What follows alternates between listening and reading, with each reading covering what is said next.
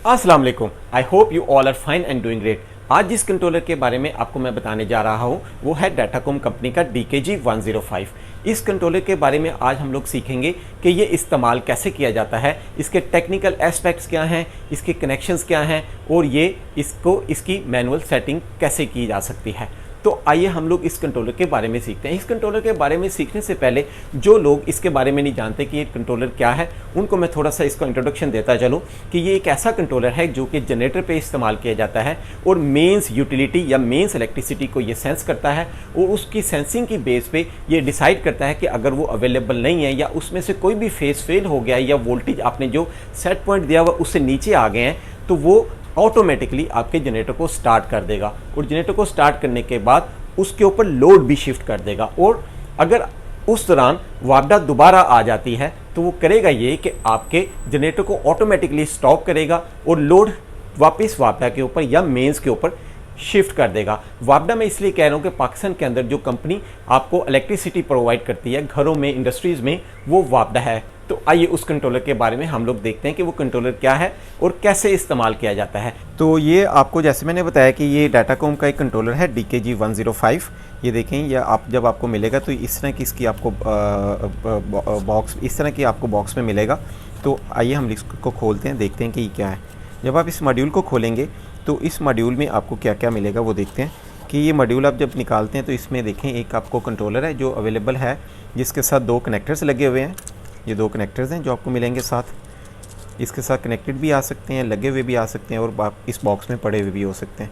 ये दो कनेक्टर आपको मिलेंगे। इसके साथ एक यूज़र मैनुअल मिलेगी आपको और इसकी फ़िटिंग मिलेगी आपको। ये फ़िटिंग जो है ये इस कंट्रोलर को जब आप पैनल में माउंट करते हैं तो उसमें इस्तेमाल की जाएगी कि ये पैनल में कैसे माउंट किया जा सकता है। तो ये देखिए, इसकी फ़िटिंग को हम लोग अगर देखते हैं तो ये है कि जब आप इसका ये पैनल में काटआउट बनाएंगे उसके अंदर इस मॉड्यूल को फिट करेंगे तो पीछे से ये वाली इसमें जो फिटिंग्स हैं ये लगा देंगे ताकि ये उसके अंदर अच्छे तरीके से फिक्स हो जाए।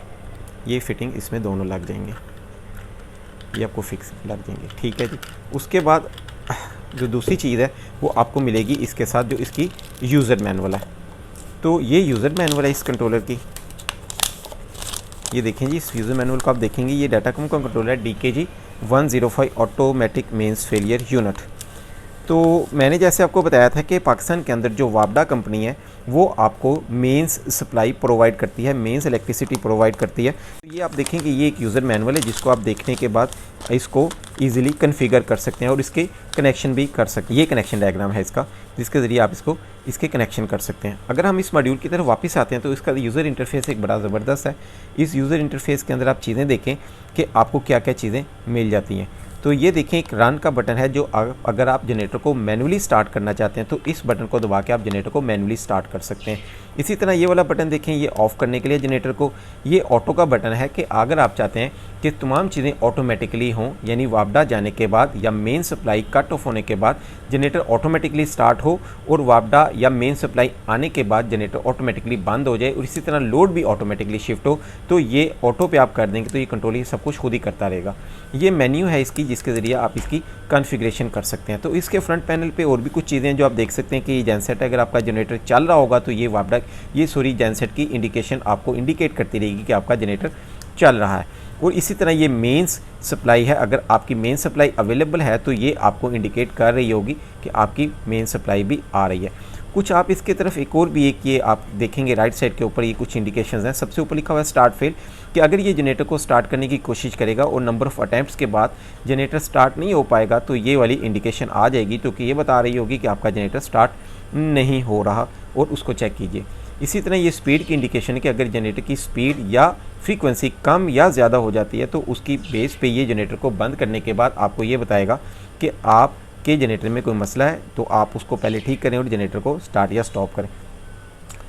इस तरह ये एक ऑयल प्रेशर की इंडिकेशन है जो कि आपको ये बताएगी कि ये ऑयल प्रेशर अगर आपके इंजन का कम हो गया है तो वो आपका जनरेटर जो है वो चेक किया जाए, उसके इंजन का ऑयल, और उसके बाद जनरेटर को स्टार्ट किया जाए। इसी तरह हाई टेम्परेचर की इंडिकेशन है, इस पर भी जनरेटर को बंद कर सकते हैं जिसमें ये बताएगा कि आपके इंजन का टेम्परेचर बढ़ चुका है। इधर एक वोल्टेज की इंडिकेशन जिस पे अप और डाउन एरोस लगे हुए हैं जो है आपको इंडिकेट कर देगा कि आपके जनरेटर के वोल्टेज कम या ज़्यादा है। ये एक एमरजेंसी स्टॉप है कि एमरजेंसी स्टॉप की कंडीशन में भी ये जनरेटर को बंद कर सकता है।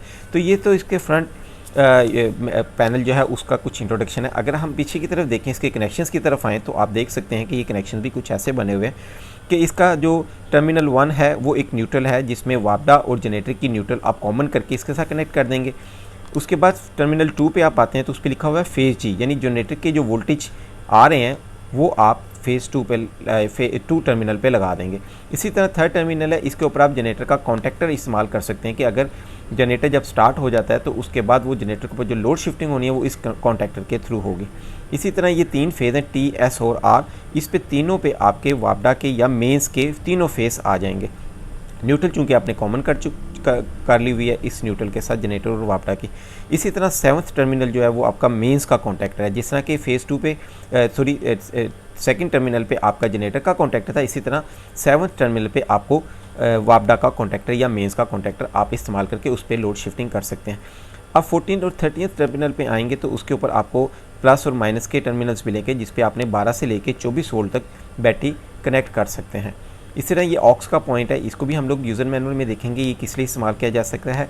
इस तरह आपके पास ये क्रैंकिंग है, क्रैंकिंग मीन्स के सेल्फ कि जब जनरेटर को स्टार्ट करना होगा तो इधर से आउटपुट निकलेगी जो जनरेटर को क्रैंक करवाएगी। और ये फ्यूल का टर्मिनल है कि सबसे पहले इग्निशन ऑन करेगा, इधर से पॉजिटिव सप्लाई आएगी जो कि इग्निशन ऑन करेगी, उसके बाद क्रैंकिंग करेगा 11 टर्मिनल के ऊपर। इसके बाद 9th टर्मिनल जो है ये एक ऑयल प्रेशर अलार्म का आपके पास टर्मिनल है कि अगर आपका प्रेशर बढ़ जाता है तो इसके ऊपर एक सिग्नल आएगा, इनपुट इसको मिलेगी और ये जनरेटर को आपके बंद कर देगा। इसी तरह हाई टेम्परेचर का ये टर्मिनल है, टर्मिनल नंबर 8, जो आपको ये बताएगा कि आपका जनरेटर जो है उसकी टेम्परेचर बढ़ चुका है। अगर इस पर नेगेटिव आएगी तो ये आपके जनरेटर को बंद करके आपको ये इंडिकेट कर देगा फ्रंट पैनल के ऊपर कि आपका जनरेटर का टेम्परेचर बढ़ चुका है। तो ये तो इसके बारे में एक सिंपल सा इंट्रोडक्शन है कि ये मॉड्यूल क्या है, कैसे काम कर सकता है और इसके फ्रंट पैनल और ब्लैक टर्मिनल्स आप कैसे इस्तेमाल कर सकते हैं। तो अब इसके यूज़र मैनुअल के बारे में भी हम लोग सीखेंगे कि यूज़र मैनुअल इसकी क्या है, इसके कनेक्शन कैसे किए जाते हैं और इसकी कॉन्फ़िगरेशन कैसे है। तो वो नेक्स्ट वीडियो में मैं आपको बताऊँगा कि इसको आप कॉन्फ़िगर कैसे कर सकते हैं यूजिंग दिस यूज़र मैनुअल और ये फ्रंट पैनल को इस्तेमाल करते हुए, और इसकी इलेक्ट्रिकल वायरिंग भी हम लोग देखेंगे कि वो कैसे की जा सकती है। नेक्स्ट वीडियो में हम लोग ये देखेंगे DKG 105 को कॉन्फ़िगर कैसे किया जा सकता है, इसके कनेक्शन कैसे किए जाते हैं और इसकी ट्रबल शूटिंग कैसे की जा सकती है। तो नेक्स्ट वीडियो तक मुझे इजाज़त दीजिए। अल्लाह हाफिज़।